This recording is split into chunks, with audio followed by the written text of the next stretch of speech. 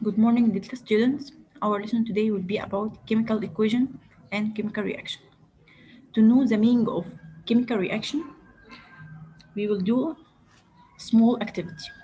Firstly, we will burn a magnesium ribbon in the air. هنلاحظ ايه لما اعمل burning للمغنيسيوم ريبون. Magnesium ribbon changes into a white powder of a new substance. يبقى الريبون عندي change a new substance. Okay. After that, magnesium react with atmospheric oxygen. بنسمي ده reactant أو substance that enter in the reaction to form a new substance which is magnesium oxide or products. Product is a substance that product from the reaction. بقى عندي two atoms من magnesium combine with two atoms of oxygen and form magnesium oxides. طيب ايه اللي حصل عندي في reaction between magnesium and atmospheric oxygen? Firstly, heat energy broken the double covalent bond in oxygen molecule. احنا عارفين ان الاكسجين يكون فيه double covalent bond حصل لها broken by heating، نتج عندي two active oxygen atoms. كل واحدة من active atoms دي need two electrons to complete their outermost level. بعد كده يحصل react أو combination between magnesium atom and oxygen atom to form magnesium oxides by ionic bond. يبقى oxygen atom join with magnesium atom to form a molecule of magnesium oxide by an ionic bond. يعني إيه بقى chemical reaction? Definition of the chemical reaction. It's a process that involves breaking the existing bond اللي كانت موجودة عندي في المولكيول of oxygen in the reactant molecule and form a new bond in the products اللي حصل عندي formation للمغنيسيوم oxides. طب يعني ايه عندي بقى الكيميكال ايكويشن زي اللي مكتوبة عندي فوق دي؟ الكيميكال equation can represented by reactant والارو عندي بكتب عليه reaction condition and products. Definition for the chemical equation: it's a set of symbols and chemical formula representing the reactant and product molecule in the chemical reaction, and it represents the conditions of the reaction if they exist. بلاقي عندي هنا reactant والproducts والreaction condition.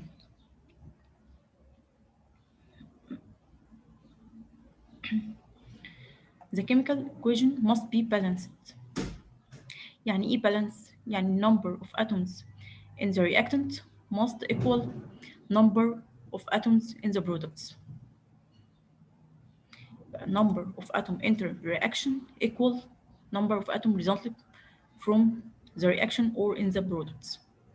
For example, عندي المغنيسيوم combine with oxygen in the presence of heat يطلع عندي result magnesium oxides. عندي هنا two atoms من magnesium in the reactant، في البرودكت موجود برضو two atoms من المغنيسيوم، في البرودكت two atoms من الأكسجين in the reactant، وموجود برضو في البرودكت two atoms من الأكسجين. Another examples: carbon combine with oxygen to form carbon dioxide.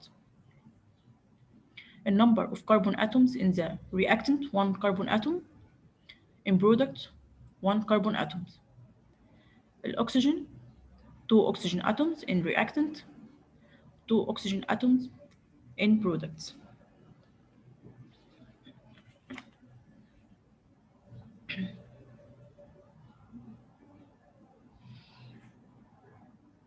After that, law of chemical combination. أنا عندي two laws in chemical combination. Number one, law of conservation of matter. احنا خدنا الترم الأولاني law of conservation of energy. It was meaning energy or matter neither created nor destroyed, but it changed from one form to another form. عندي هنا law of conservation of matter. The sum of reactant masses in any chemical reaction equals the sum of products masses. For example, magnesium with oxygen, الatomic mass للمغنيسيوم 24 والأكسجين 16. هحسب الatomic mass لل2 atoms of magnesium equal 48 وال2 atoms of oxygen equal 32. هحسب الatomic masses للreactant equal 80. هلاقي عندي في البرودكت equal 80. ممكن يجيلي سؤال give reason chemical equation should be balanced. الأنسر هتكون to achieve the conservation of matter.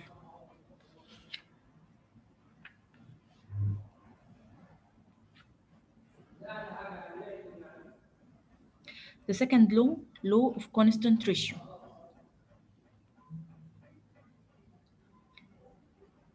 The same example, magnesium combined with oxygen to produce magnesium oxide.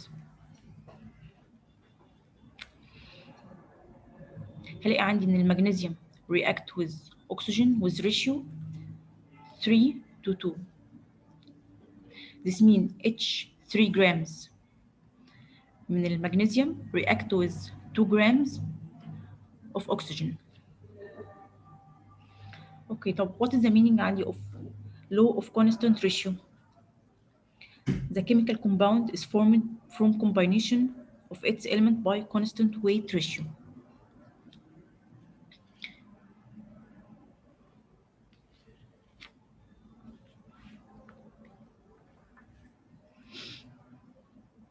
For example, على law of constant ratio, if I have 15 grams of lead completely react with 3 grams of sulfur to form 18 grams of lead sulfide. طب لو أنا زودت في ال number of grams lead or sulfur هيحصل عندي زيادة في ال products ولا تفضل constant؟ هلاقي إن أنا every 15 grams of lead react with only 3 grams of sulfur and the other remains without react.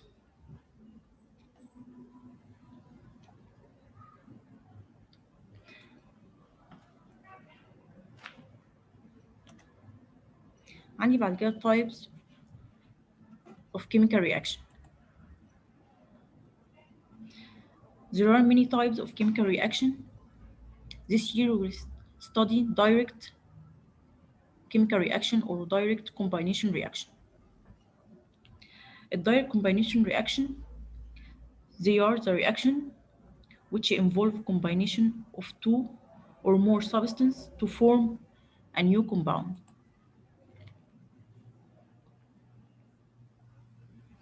عندي 3 types of direct combination reaction. Number 1, the reaction of element and element.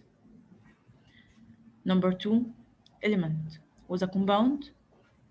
And number 3, compound with a compound. Number 1, combination of element and another element. عندي بين نوعين. Number 1, combination between two non-metals. أول example عندي combination between carbon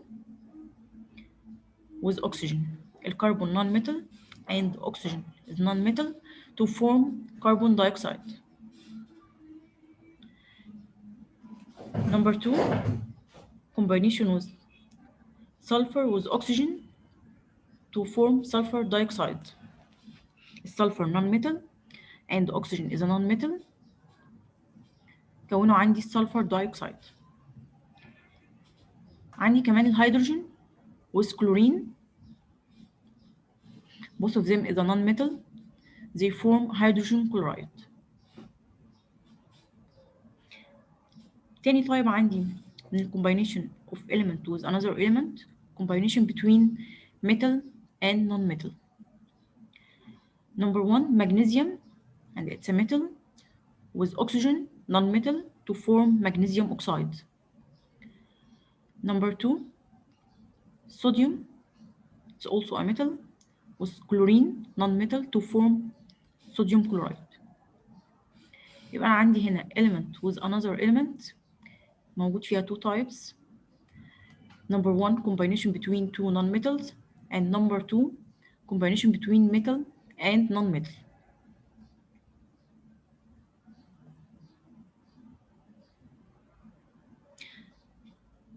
Number two, combination of element with compound. For example, reaction of oxygen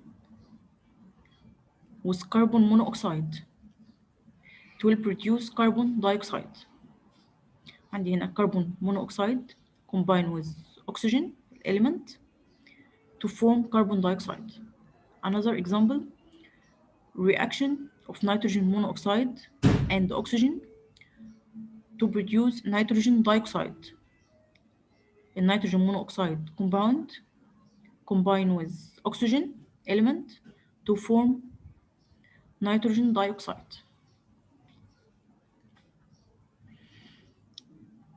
The third example of chemical combination of compound and compound, عندي هنا الأمونيا, it's a compound combined with hydrogen chloride or concentration hydrogen chloride to form ammonium chloride. دي بنعملها بإكسبيرمنت glass rod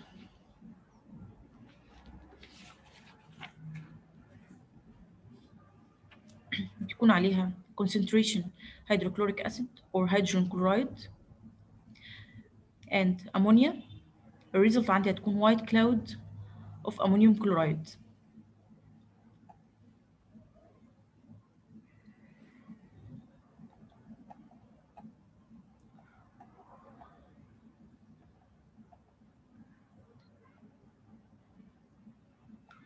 The final part in this lesson, chemical reactions in our life. Chemical reactions play a vital role in our life, and the other have negative impact on human being and the environment. Number one, useful application or the positive effect of chemical reaction in our life.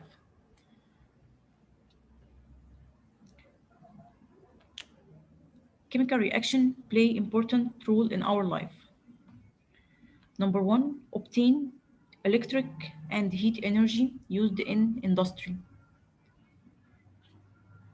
Number two, obtain more useful substance from less used substance. Number three, prepare thousands of compounds are commonly used in industry, such as industry of medicine, fertilizers, fuel, plastic, manufacture of car battery, food industry, and others. عندي بعد كده negative effect of chemical reaction on human being and the environment. The chemical reaction cause environmental pollution. And number one, the fuel burning. It's an example of environment pollution due to the presence of harmful gases such as carbon oxides. والcarbon oxides عندي منها نوعين, الcarbon dioxide and carbon monoxide, which increase the air temperature. عندي أول حاجة الكربون monoxides. الكربون monoxides ليه dangerous impact on human being, such as fainting, headache, and severe stomach aches, and may lead to death. تاني حاجة عندي الكربون دايوكسيد. الكربون دايوكسيد بيسبب حاجة عندي اسمها green house phenomenon. يعني ايه الجرين هاوس phenomenon؟ في العادي sun rays penetrate the earth's atmosphere and the earth absorb these rays, then remit the radiation back into the form of thermal radiation. out in the space. طيب الكربون دايوكسيد عندي بيعمل ايه؟ الكربون دايوكسيد prevent this penetration of this thermal radiation to the outer space, causing the increasing of the air temperature, which is known as greenhouse phenomenon. Number two, sulfur oxides. And there are two types of sulfur oxide, sulfur dioxide and sulfur trioxide. They are acidic gases and cause respiratory system malfunction or breathing problem and building corrosion. عندي بعد كده النيتروجين oxides. النيتروجين oxides, they are oxide results at the time of lightning. They are acidic gases and they are poisons that affect nervous system and the eye.